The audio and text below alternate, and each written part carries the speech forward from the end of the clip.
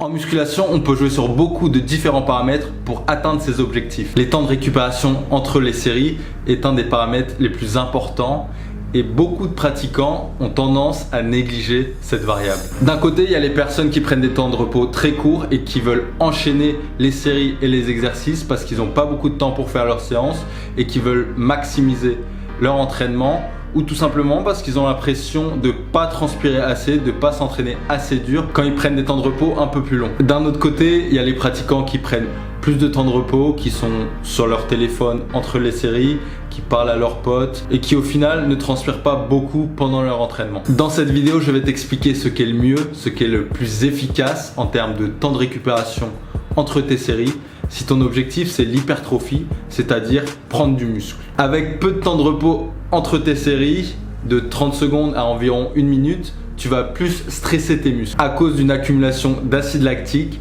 et d'une augmentation du sang dans tes muscles. On sait que ce stress métabolique favorise la croissance musculaire et donc la prise de masse. Mais en prenant peu de temps de repos, tu vas voir ton énergie diminuer rapidement à cause d'une sursollicitation du système cardiovasculaire. Tu ne pourras pas soulever aussi lourd et faire autant de répétitions sur toutes tes séries. Et bien sûr, en accumulant trop de fatigue, tu risques de perdre en qualité de mouvement et en amplitude. En prenant des temps de repos plus longs, tu vas être moins fatigué avant chaque série et donc tu vas pouvoir augmenter ton volume de travail total sur ta séance. C'est simple, moins de fatigue, c'est égal à plus de répétitions et plus de charges soulevées au total dans ta séance. Et les longs temps de repos permettent non seulement de conserver une charge conséquente de travail, mais aussi de garder une qualité de mouvement très propre et sans compensation. Donc la question maintenant, c'est tout simplement de savoir lequel est le plus efficace dans l'optique de la croissance musculaire entre le stress métabolique engendré par les temps de repos plutôt courts ou les hautes charges de travail totales d'une séance associées plutôt au temps de repos plutôt long. Des professionnels du fitness et de la santé ont fait un test aux États-Unis avec plus de 20 athlètes divisés en 2 groupes. Le premier groupe faisait des entraînements en prenant 1 minute de repos entre les séries et le deuxième groupe faisait les mêmes exercices et le même nombre de séries mais en prenant 3 minutes de repos entre les séries. Au bout de 2 mois, les études ont montré que le groupe qui avait le plus de résultats en termes de croissance musculaire, c'était le groupe avec les temps de repos les plus longs. Donc si ton objectif c'est la prise de masse, l'hypertrophie, vaut mieux que tu prennes 3 minutes de temps de repos entre tes séries plutôt qu'1 minute. Mais le temps de repos entre les séries idéal pour prendre du muscle, c'est pas tout le temps 3 minutes.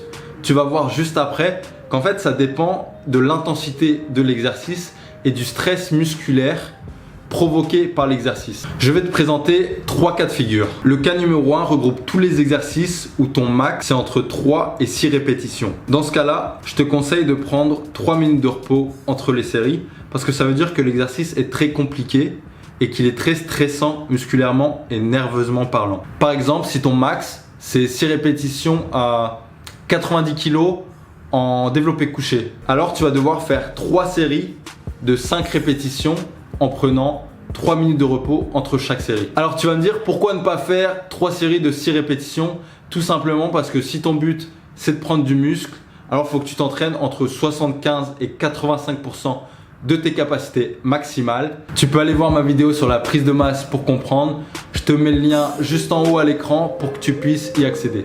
Le cas numéro 2, c'est pour les exercices où ton max se situe entre 6 et 10 répétitions par série. Alors dans ce cas-là, il faudra que tu prennes 2 minutes de repos entre tes séries. Je vais prendre un exemple facile pour que tu puisses comprendre. Par exemple, si ton max en traction c'est 8, alors tu vas essayer de faire 4 séries de 6 répétitions en prenant 2 minutes de récupération entre tes séries. La dernière catégorie, c'est si ton max sur un exercice est entre 10 et 15 répétitions.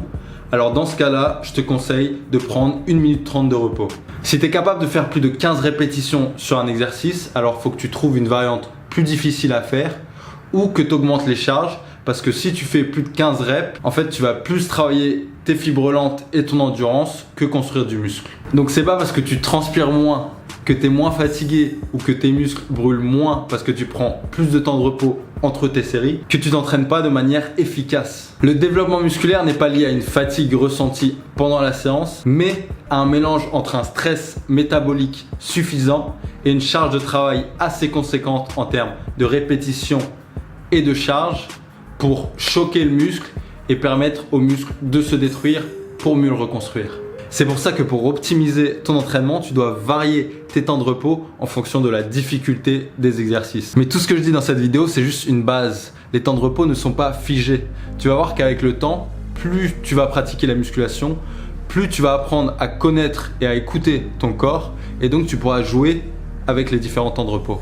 J'allais oublier un détail super important. Si tu as peur que tes séances soient trop longues ou que tu as des contraintes de temps tout simplement, ce que je te conseille, c'est de faire du split, c'est-à-dire que tu ne travailles pas ton haut du corps et tes jambes lors de la même séance.